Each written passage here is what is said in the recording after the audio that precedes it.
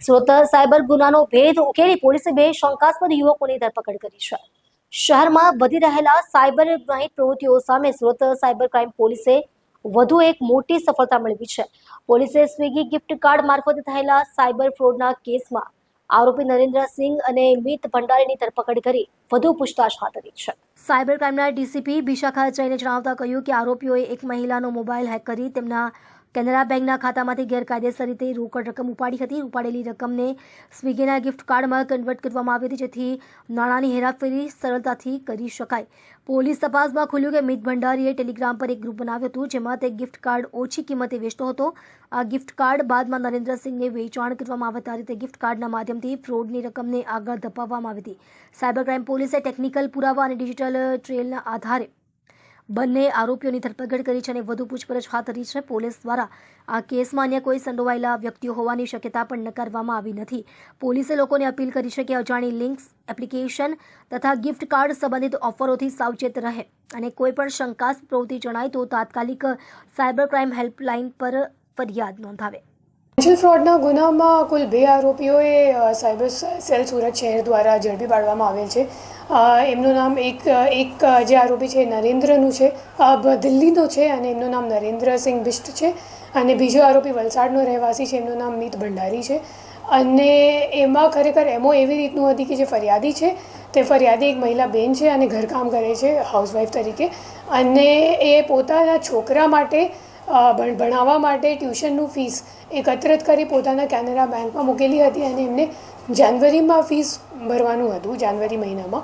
અને 10મા મહિનાની 27 તારીખના રોજ એમના ફોન હેક થઈ ગયું અને નેટ બેન્કિંગ મારફતે કેનરા બેંકના અકાઉન્ટમાંથી કુલ 1 લાખ રૂપિયા 10 ટ્રાન્ઝેક્શન્સમાં જતા રહ્યા. તો પછી અમે એમને જે ગુનો છે એ અઠવા પોલીસ સ્ટેશનમાં નોંધાયેલ હતી અને તપાસ સાયબર સેલ દ્વારા કરવામાં આવતી હતી. અને એમાં સામે આવ્યું કે કુલ જે 40,000 રૂપિયા જે ગયા છે એ સ્વિગીના ગિફ્ટ કાર્ડ લેવા માટે વપરાવવામાં આવ્યા હતા. પછી એના જ્યારે અમે લોકો ટ્રેસ કર્યું તો ખબર પડી કે જે ગિફ્ટ કાર્ડ છે એ ખરેખર રિડીમ થયું છે દિલ્હીથી. અને દિલ્હી આપણી ટીમ ગઈ ડીવી ગામિત સાહેબની નેતૃત્વમાં. અને ત્યાં ટીમે ખબર પડી કે જે માણસે રિડીમ કર્યું છે ગિફ્ટ કાર્ડ એનું નામ છે નરેન્દ્રસિંહ બિષ્ટ. નરેન્દ્રસિંહ બિષ્ટની આપણે જ્યારે પૂછપરછ કરી તપાસમાં તો ખબર પડી કે એમને જે કૂપન લીધું છે એ વલસાડનો એક રહેવાસી છે મિત ભંડારી, એમના પાસેથી લીધું છે. તો જ્યારે મિત ભંડારીને લેવા માટે આપણે તરત જ સાયમલ્ટેનિયસલી એક બીજી ટીમ અહીંયાથી રવાના થઈ અને વલસાડથી એમને લઈને આવી. અને ત્યારે ખબર પડી કે એ મિત ભંડારી પોતે પબજી રમે છે. મોટાભાગે એક શું કહેવાય, એક અલગ ફોન રાખીને એના ઉપર પબજી રમે છે. અને પબજી રમતા એમની ઓળખાણ નરેન્દ્રસિંહ બિષ્ટ સાથે થઈ છે, દિલ્હીનો રહેવાસી છે. બંને જણા એકબીજાને 4 વર્ષથી ઓળખતા હતા. અને નરેન્દ્રસિંહ બિષ્ટને આઈપેડ લેવાનું હતું ઓછા ભાવમાં, તો એમને જે મિત ભંડારી છે એમને કૂપન મોકલ્યું.